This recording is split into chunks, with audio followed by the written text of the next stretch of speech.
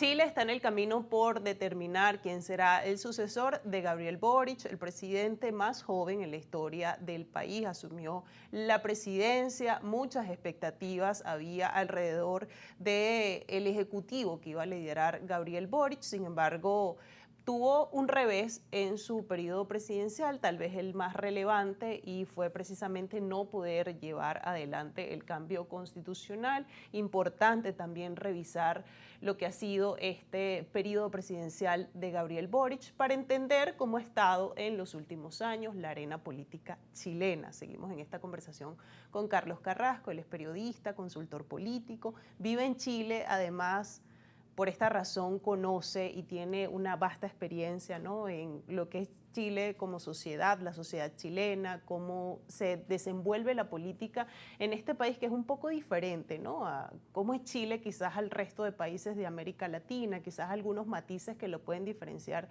de otros países de la región. Importante entonces revisar, Carlos, la figura de Gabriel Boric, ¿no? Porque parece que en ese momento, cuando le ganan las elecciones precisamente a José Antonio Kast, que vuelve a repetir ahora en este proceso, había muchas expectativas con la llegada de Boric al poder, pero pareciera que como que se desinfló un poco, ¿no? Entonces, analizar la figura de Boric y sobre todo esta iniciativa que también tuvo de cambiar la Constitución. Bueno, hay que entender que Gabriel Boric llega a la presidencia con un telón de fondo que fue el estallido social del 2019. A partir del estallido social del 2019, luego se convoca una convención constitucional para tratar de redactar una nueva constitución. Esta convención delibera aproximadamente por un par de años y coincide con el inicio del periodo de Gabriel Boric. Lamentablemente, en el referéndum obligatorio, con voto obligatorio también, para que los chilenos y chilenas pudieran decidir si aceptaban o no una nueva constitución, no fue aceptada.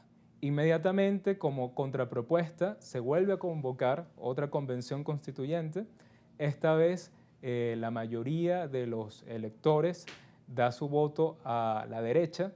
Sin embargo, esta nueva convención tampoco resulta aceptada por la mayoría de la ciudadanía. En función de eso, el telón de fondo del inicio de la presidencia de Gabriel Boric estuvo marcado por una impotencia, por una frustración en las expectativas sobre tener una nueva Carta Magna. Hay que entender que la Carta Magna actual que tiene Chile data de 1980, fue escrita en dictadura, bajo la dictadura de Augusto Pinochet, y eso sigue siendo un tema complejo para la sociedad chilena, pero que lamentablemente las propuestas que se han generado en estos años han sido polarizadas, e inclusive podemos trasladar esa misma polarización que pasó con las convenciones constituyentes a las elecciones que hoy tenemos en el país.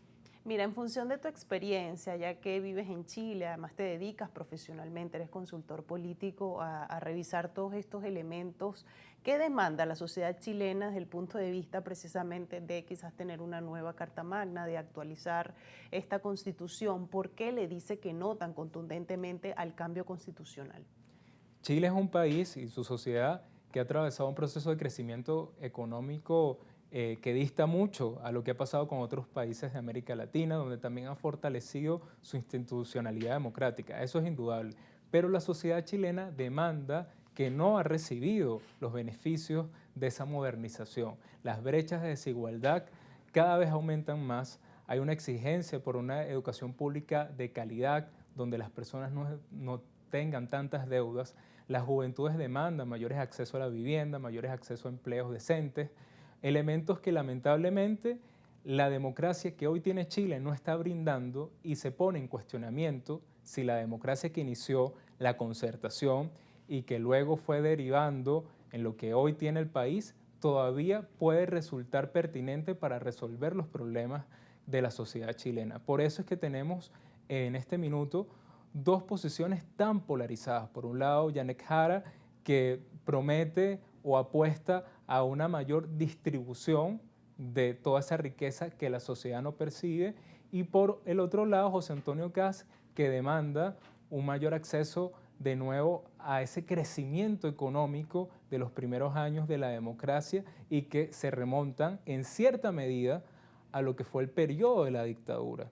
Entonces, hay que entender que es muy delicado un poco la narrativa que se está manejando en este momento porque ambos candidatos están apelando a solucionar los problemas de la sociedad chilena, pero en función de respuestas que en algunos casos se remontan a propuestas del pasado, ya sea de la dictadura de Augusto Pinochet o inclusive retomar ciertas propuestas de la Unidad Popular, que fue la coalición de gobierno que llevó a Salvador Allende al poder.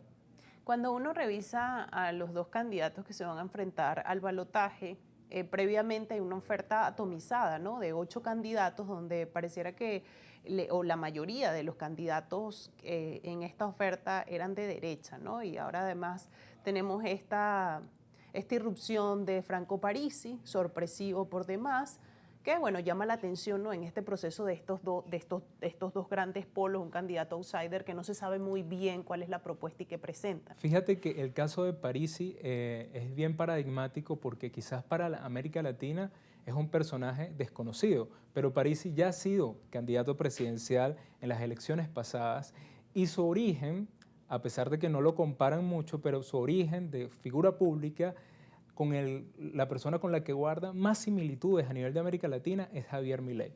¿Por qué? Bueno, porque Parisi se remonta a videos de YouTube donde hablaba de economía política y de economía para la gente, en función de dar tips y recomendaciones para sortear un poco las deudas. La sociedad chilena es una sociedad tremendamente endeudada, con muchos créditos, y por lo tanto él empieza a hacerse popular de la misma manera que Javier Milei se hizo popular en Argentina. Entonces es una sorpresa quizás para el resto de América Latina, pero dentro de Chile ya es una figura que se conoce y que posiblemente con este resultado, además que es una persona relativamente joven, es posible que todavía tenga mucho futuro político, sobre todo si en este ambiente de polarización se va a mantener en los próximos 4 años independientemente de quién gane las próximas elecciones. Y además viene a aumentar este grupo de candidatos outsider de la talla de Javier Milei, que están teniendo mucho auge y que el electorado realmente se ha motivado a través de estos candidatos, ¿no? Por participar en los procesos electorales y en la política, puede, por supuesto, más adelante representar, digamos, una hazaña importante en Chile. Vamos a hacer entonces una pausa para el regreso, hablar entonces de los dos candidatos principales y los temas de agenda, porque a pesar de que el antecedente quizás más directo de esta elección es el estallido social de 2019, hay que entender además que pareciera que las demandas sociales bajaron a un segundo lugar en el orden de prioridad, y la migración y la seguridad están liderando como temas de campaña, y los veíamos en los distintos debates de los candidatos presidenciales en Chile. Vamos a hacer una pausa en esta conversación con Carlos Carrasco, periodista, consultor político, además vive en Chile y nos está trayendo información de primera mano de cómo se está llevando a cabo el proceso electoral, cómo es la sociedad y la política chilena.